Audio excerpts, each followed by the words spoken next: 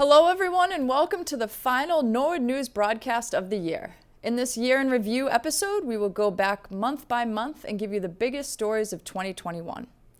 Unfortunately, January started on a sad note with the passing of Assistant Town Manager Bernie Cooper. Cooper, who worked in town for over 40 years, passed away after a battle with cancer. Friend and co-worker Tony Mizuko read a powerful message at the Selectmen meeting. It's with great sadness that we have to let everyone know that our friend Bernie Cooper has passed away. He leaves behind Connie and their 4 children, Sam, Josh, Alicia, Amelia, and her husband Michael. Bernie is the heart and soul of Norwood. He is everything we know and love about Norwood. While many of us will mourn the loss of a colleague and a dedicated public servant, I am among many mourning the loss of a beloved friend. Bernie and I had personally become very close friends, attached at the hip 6 days a week. From first thing in the morning to walking out to our cars together at night, the number of times we talked and saw each other throughout the day was probably over 100.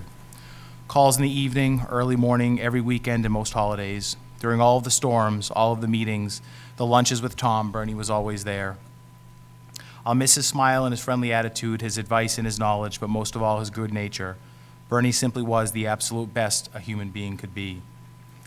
Bernie has been my rock since coming to Norwood, and he was John Carroll's before that. When I spoke to John a few nights ago, he said his heart was completely broken. I think we all share in that brokenheartedness. We lost a wonderful person, a dedicated employee, and I have lost a best friend. Bernie means the world to so many of us, and the coming days and months will be hard for all of us. To Connie, Alicia, Josh, Sam, Amelia, and Michael, we grieve with you in the loss of your husband and father. While a family always knows a person the best and closest, Bernie is such an important part of so many lives and has impacted so many people. We're grateful that you shared him with us and with Norwood. Our whole community shares in your sorrow, and we hope we can comfort and strengthen you during this difficult time. Then on that Wednesday, Mr. Cooper's services were held and town employees and residents paid respect to Bernie as his funeral procession passed through Norwood.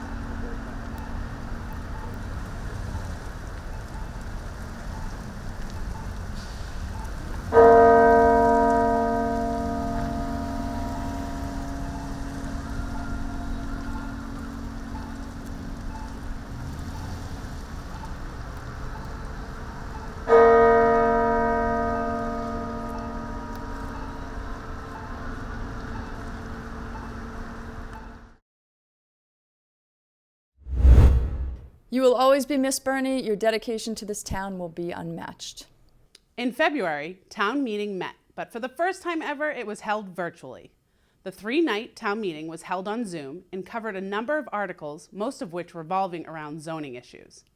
We were able to speak to town manager Tony Mizuko to recap the historical event.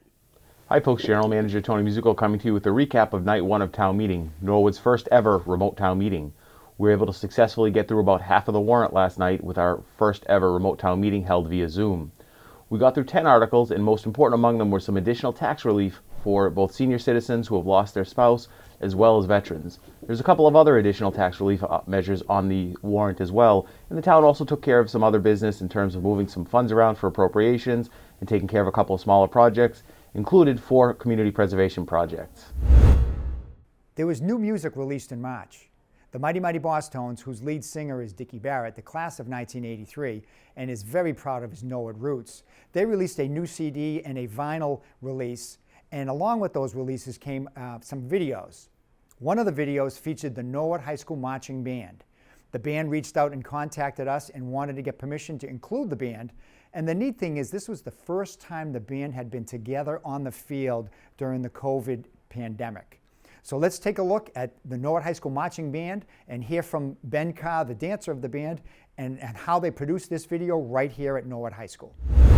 It's been over 16 months since the Norwood High School Marching Band has been out here on Murray Field.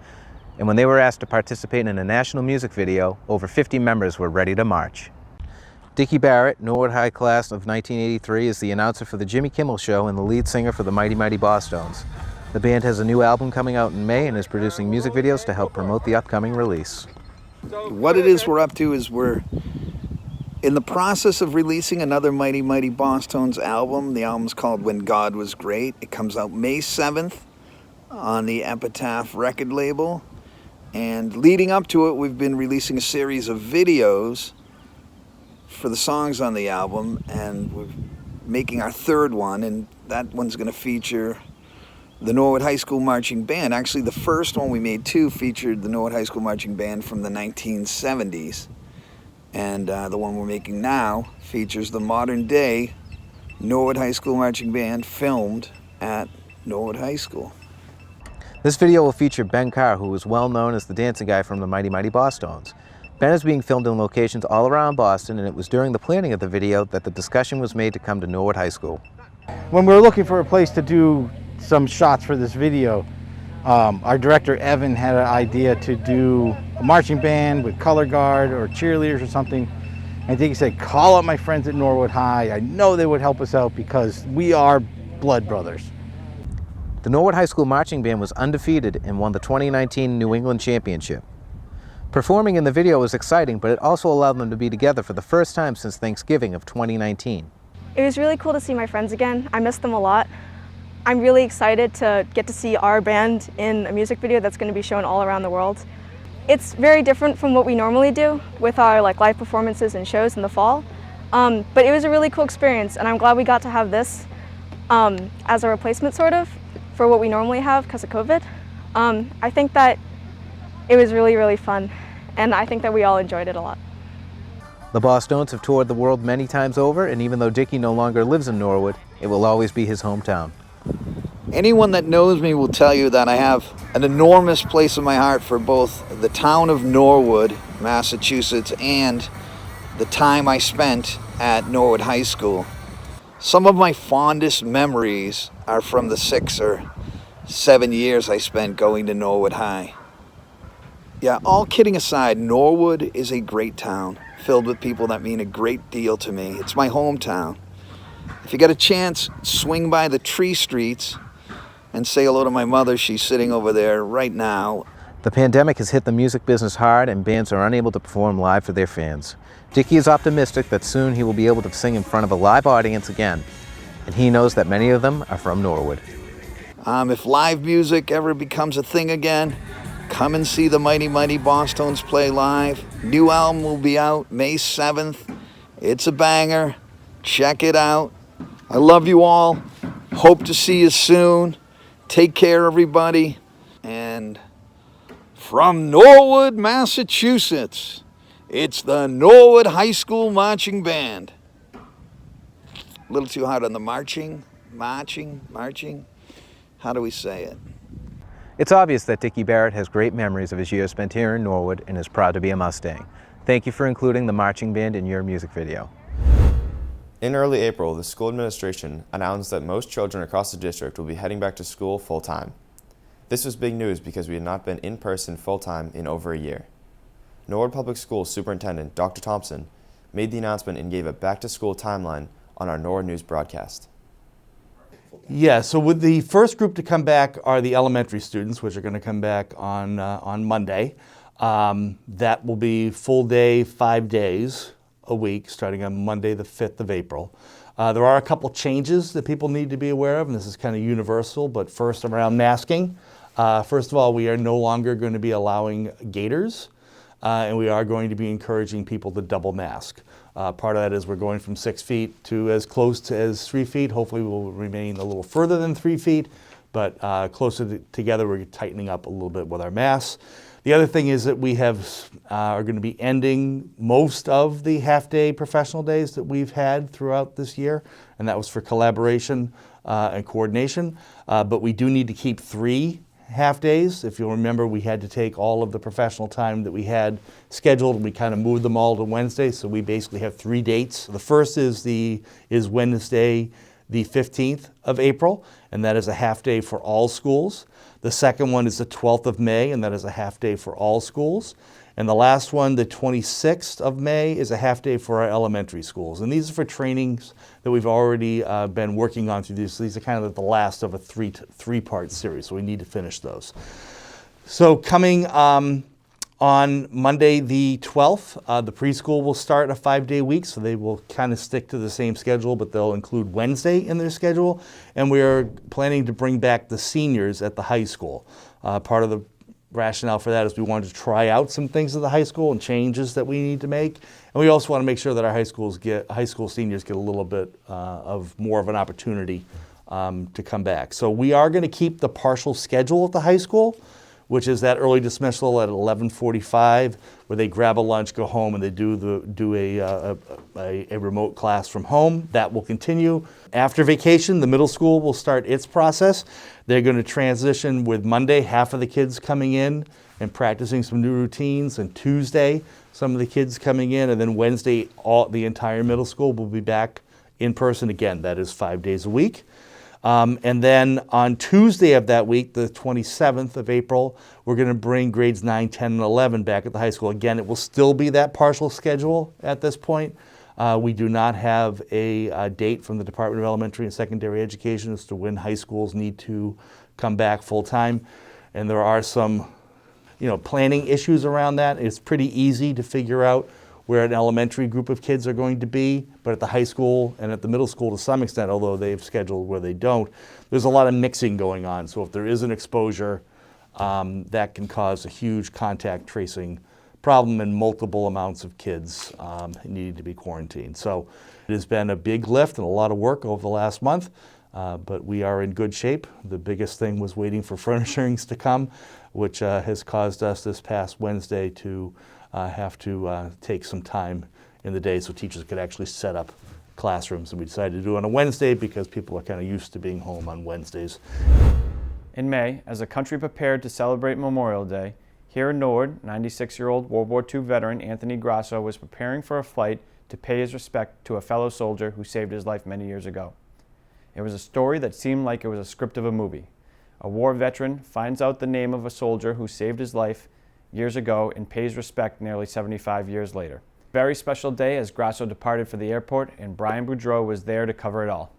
Thursday morning, 96-year-old World War II veteran and Norwood resident Anthony Grasso prepared for a flight to South Carolina, where he would pay respects to a man that saved his life nearly 70 years ago. Grasso, a private in World War II, was in the Battle of Hurtgen Forest, and that is where Lieutenant Frank DuBose lost his life saving Grasso. It wasn't until a recent book called All Souls Day when Grasso found the final resting place of his lost lieutenant. Thanks to the efforts of many, Grasso left with a full police escort to Logan Airport for his flight south. Well, today was an amazing day in our town and in our state and in our country. Today we sent to Logan Airport a World War II veteran. Anthony Grasso was a private in World War II when he came under an artillery attack in which his commanding officer, his lieutenant, was killed, but Anthony survived. And on his bucket list of things to do is to go and visit the grave of that lieutenant who saved his life one final time. And so District Attorney Morrissey's office got a hold of the story. They ran with it. They raised a GoFundMe page, raised thousands and thousands of dollars, bought airline tickets, round trip down to South Carolina where the gravesite is, and they just left in a motorcade escorted by dozens of police and motorcycles, and they'll probably be in Logan in about 15 minutes. But just an amazing thing. He's on his way to the airport now. He's on his way to South Carolina to go stand in front of his lieutenant's grave and give him one final salute. Lieutenant DuBose paid the ultimate sacrifice that so many great men and women have also made to make this country what it is. Those sacrifices have long-lasting effects that span many generations. The meaning of the sacrifice that soldiers, sailors, and Marines make, and in this case we know I mean, we know what it was. You know, DuBose gave his life, and no doubt the DuBose family went through the same tremendous sorrow that so many families did back in World War II. What was the outcome? What was the gift? What was the result of the sacrifice that he made? Anthony Grasso, 96 years old, children, grandchildren, great-grandchildren, lived his whole life in Norwood, lived a great life, a happy life, and has made a contribution to his family, to his town, and to the country. And so in that respect, the DuBose family can be very proud of the sacrifice that Lieutenant DuBose made, and of course the Grasso family is grateful, and so are we here in Norwood. Grateful indeed. Safe travels to Private Grasso and his entire family. Normally this is where I would close it up, but I think I'll let Veterans Agent Ted Mulvihill have this one. For Norwood News, I'm Brian Boudreau. Teddy? Men in their 90s that served, and women as well, are national treasures. There's no other way to put it. They are the greatest generation, and they are called that for a damn good reason, because they saved our nation, they saved our way of life, our American way of life. We enjoy the freedoms we have today because of their service. They fought for their country, they fought for their families, and we are a better place because of it. In June, Norwood Community Media was notified by the Alliance for Community Media, which is a national organization, that we were named Station of the Year. This is an award that for the past 8 years, we have won it 5 times. All of us here at Norwood Community Media are proud of our work. We're proud of what we do for the community, and we share this award with you. Let's learn more. This year, I am super proud to announce that we won the Overall Excellence Award, which we refer to as the Station of the Year Award. It is an award given only to one station in each budget category for the overall work across the different channels that we produce. We have had a difficult but also rewarding year for Norwood Community Media during the COVID shutdown. NCM never stopped producing videos, government meetings. We really stepped up and helped the town get the word out on what was going on with the Board of Health, the town manager, the police department, the fire department, the Norwood Hospital situation. So when we got that email that we won the Overall Excellence Award, I actually just took a deep breath and I said, you know, super rewarding to be recognized by our peers and by a national organization. You know, all of us here at NCM, we love our jobs, we enjoy what we do, and you know, we feel we're vital to get the news out to the community. And to be recognized with an award like this just kind of makes us all take a deep breath and kind of reflect back on the year that we had, how we went virtual, we went live, and we just really kept being Norwood Community Media, the home of all things Norwood. President of NCM, Jerry Slater, acknowledges that it was a very hard year and she is appreciative of the staff. So on behalf of the entire board of directors, because we all feel this way, we couldn't be prouder. And to do it the way we did it, with all the challenges and the obstacles that we had to overcome, it's just amazing. So it's an amazing testimony to our entire NCM team, the staff. Fantastic how the team rallied together to pull this off. And again, the board of directors we were able to just sit back and watch with pride. We all remember the infamous storm of 2020 that flooded most of the town and forced the closure of Norwood Hospital. In July of this year, President of the hospital, Sal Perla, announced that the hospital would be rebuilt. Brian Boudreau filed the report. Last week marked 1 year since a historic storm hit the town of Norwood, flooding out most of the town. Norwood Hospital was hit hardest by the storm, forcing evacuation of the hospital and eventual closure. President of Norwood Hospital, Salvador Perla, recaps the events surrounding the flooding and the future of Norwood Hospital. A year ago, June 28th, we had a tragic weather condition, flash flood. We're not exactly sure what we call it, but it flooded the facility to the point where we actually had to evacuate all of our patients and close. We were very fortunate to be able to evacuate approximately 180 patients and all our staff. We got them out safely, no one was injured, and through the help of our teamwork here, our EMS partners, every fire department from all the regents were just absolutely amazing, and we can't thank them enough for being able to help us through that very difficult situation.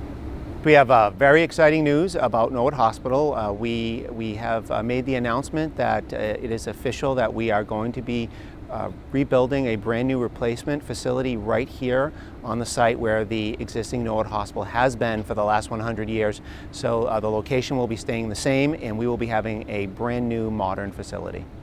Although the main facility has been closed since the flood, the hospital has been able to provide care for those who need it at their remote sites in the area.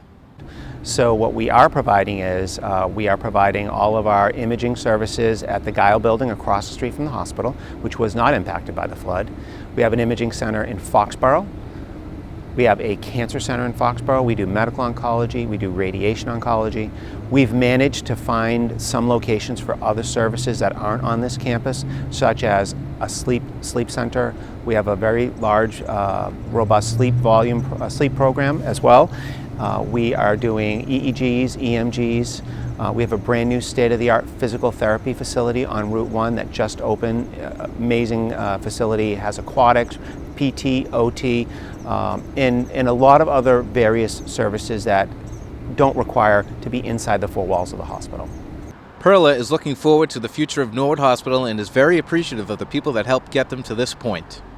Getting to where we are today, one year later, we have a lot of clarity and great plans for our facility in the future. That was only accomplished through the help of many, many people and support of the community.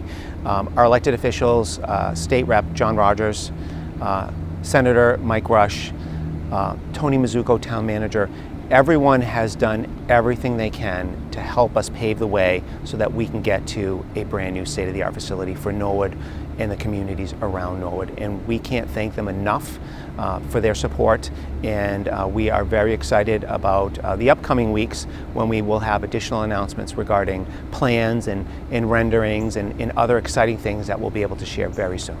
So lastly, I would say for our employees, our team members, it has been a long road the last 12 months without our hospital, and we've hopefully been able to secure them positions at other Stewart hospitals, and I know it's a difficult time, and we want to thank them for their patience, their understanding, their continued support, and we can't wait for the day when we bring you back to Norwood Hospital and we become a team again. Thank you. Norwood News will have more information regarding construction plans in the coming weeks. From Norwood Hospital, I'm Brian Boudreau. In August, we lost a very special person to not only NCM, but the town of Norwood. Kathy St. Cyr passed away from COVID-19. She was an active board member on the Circle of Hope and did so much for the residents of Norwood in need.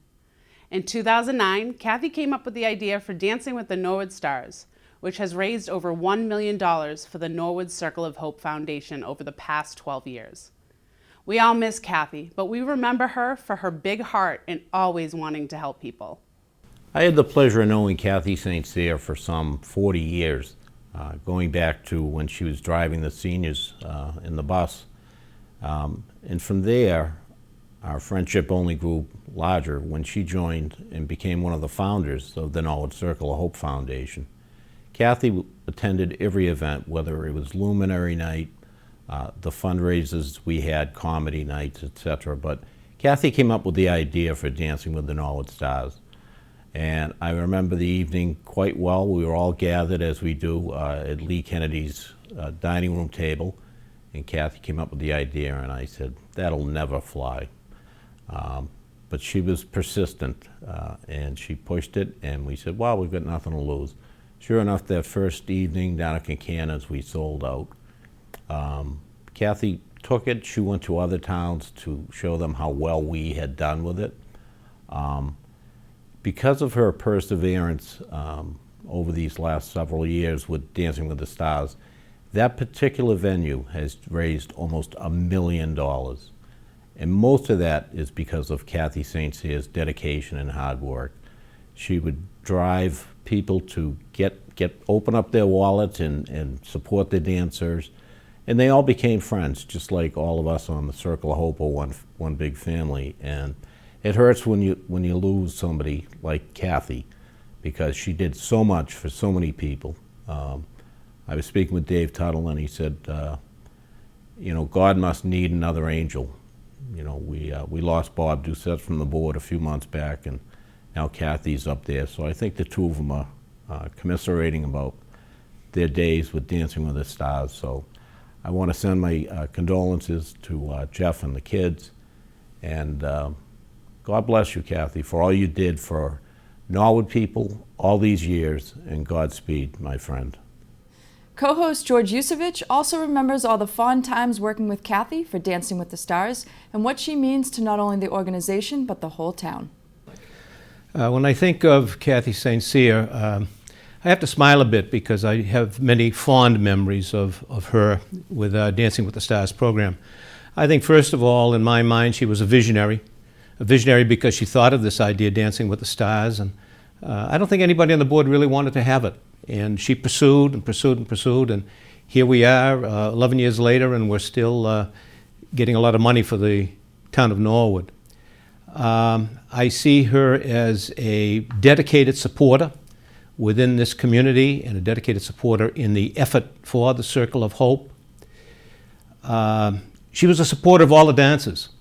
She went to all of their activities and their functions and the things that they ran. And I remember asking her one day, I said, Kathy, how do you do all this? She said, they're supporting us in Dancing with the Stars. The least I can do is support them. And she did. She took money out of her own pocket and did it. Tremendously organized woman. I remember going to her house when I had to do the script before Tim and I sat down with the final script.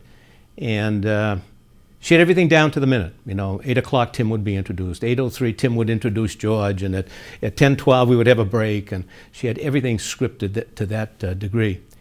And the last thing I remember, she was a very special grandmother. Every time I went over the house, she was taking care of one of the grandkids, and she was dedicated to those kids as she is to her family. And just a very special woman, and what Norwood is all about. She personified what Norwood is all about. That's what I remember about Kathy St. Cyr. In September, tragedy struck South Norwood when a young man was shot and killed while sitting in his car on Sturtevant Avenue. While this was a particularly difficult story to cover, I'd like to thank Chief Brooks for taking the time to speak with NCM and provide the community with an update on the situation. Sad news out of South Norwood this morning. A 28-year-old shooting victim has passed away. Chief Brooks has the latest details. Sure, so we got a 911 call. We actually got more than one at about 5:45 Sunday night that a man had been shot, and he was in the area of 18 Sturtevant. And so we had 2 radio cars and a sergeant respond down here initially along with an ambulance. Our officers began to render aid, and fire, of course, was right behind us. They took over caring for the patient.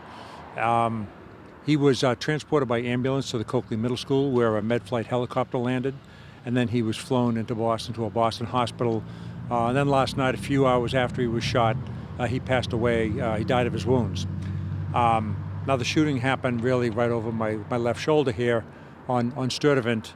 And what we know is that he was in his car at the time he was shot. It appears that the assailants left in a vehicle, that they drove away. So that's why we told the public that we didn't think the general public was at risk, that they were no longer in the area. They had taken off. So I think as it's been reported in the news, there were bullet holes in the car. It appears that he was shot while he was sitting in the car. We also don't think that this is a random event. You know, I think it's pretty safe to say that they were looking for him and not just the first person they happened to run into. I think people in the Sturtevant Pond, Heaton neighborhood would tell you that it's a pretty peaceful neighborhood. Nice people living here. It's pretty quiet most of the time. And so we do understand how something like this shakes people up, makes them a little, rattled and a little bit uncomfortable. So we have increased foot patrols down here. People who live here will see our officers. They see our officers anyway because it's on the South Norwood beat, but they'll see officers even more as we circulate with the public, and we're here to answer questions and just assure them that it continues to be a safe and peaceful neighborhood. Although we don't have all the answers and the investigation is in the early stages, we do try to assure the public that it doesn't appear the general public is at risk. Thank you, Chief Brooks. This is an ongoing investigation between Norwood Police, State Police, and the Norfolk County District Attorney's Office. We will bring you more information as it becomes available. For Norwood News, I'm Brian Boudreau. Then in October, we received some more terrible news that Selectman David Hajar passed away suddenly. David worked tirelessly to make his hometown, the town of Norwood, a better place. He proudly served on the Personnel Board for 13 years, including 7 years as chairman, and also served on the Finance Commission. In 2019, he was elected to the Board of Selectmen and spent countless hours on key projects and discussions that moved the town forward. Town Manager Tony Mazzucco shared this message in memory of our devoted selectmen. We're saddened to hear that David Hajar had passed away. It was quite a shock to all of us when we got news that he had passed so unexpectedly. David was a tireless worker for the town. One of the things I always let people know was how much elected officials like David really gave of their time and how much their families shared them with the town. The week prior to David's passing, I had been with him either on the phone or in a meeting every single day. We had met Tuesday, we had had a meeting Wednesday at Rotary, we had a meeting Thursday, and we spent about an hour on the phone on Thursday. So I talked to David every day. I'm going to certainly miss him. We know his family and friends are going to miss him.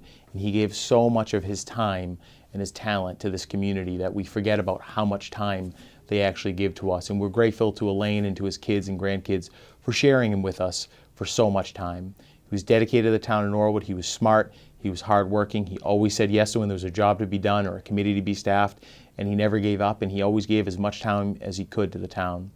We're going to miss him. We're going to miss him here at Town Hall, and I know I'm going to miss him personally.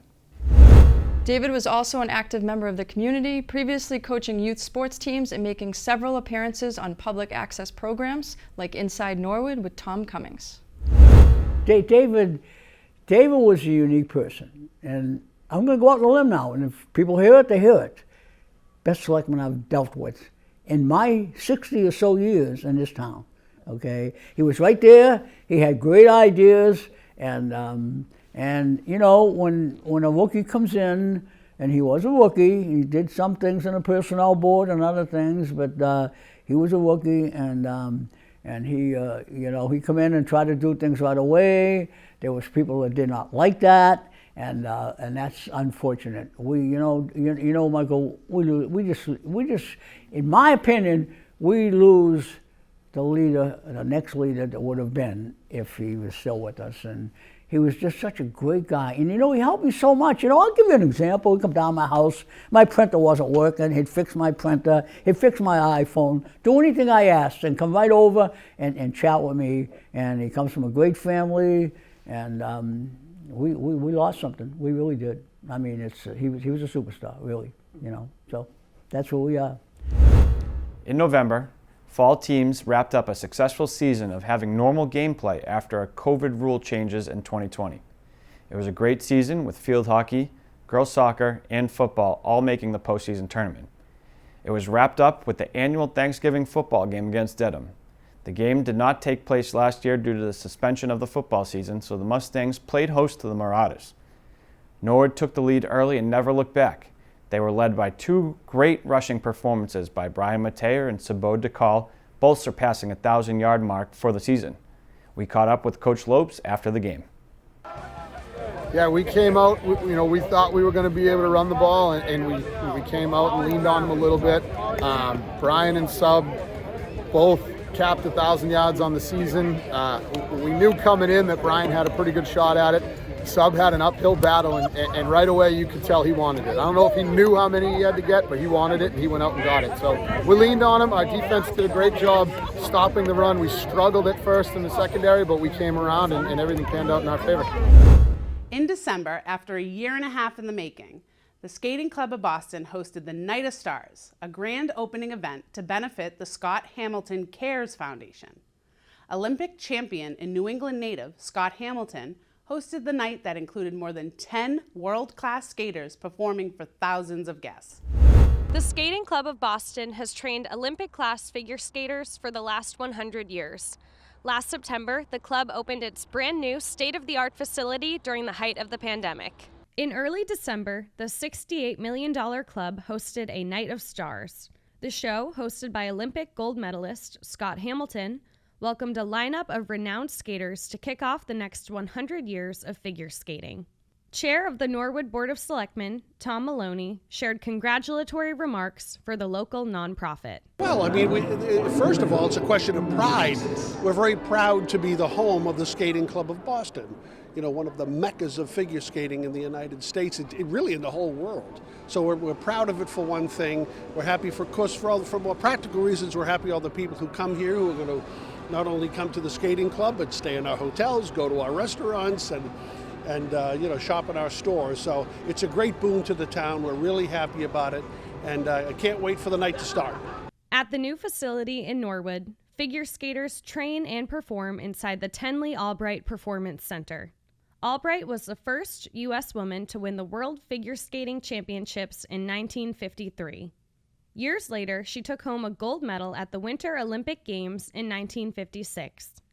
Albright was recognized at the Skating Club's Night of Stars celebration and shared this message of support for the next generation of skaters training in Norwood.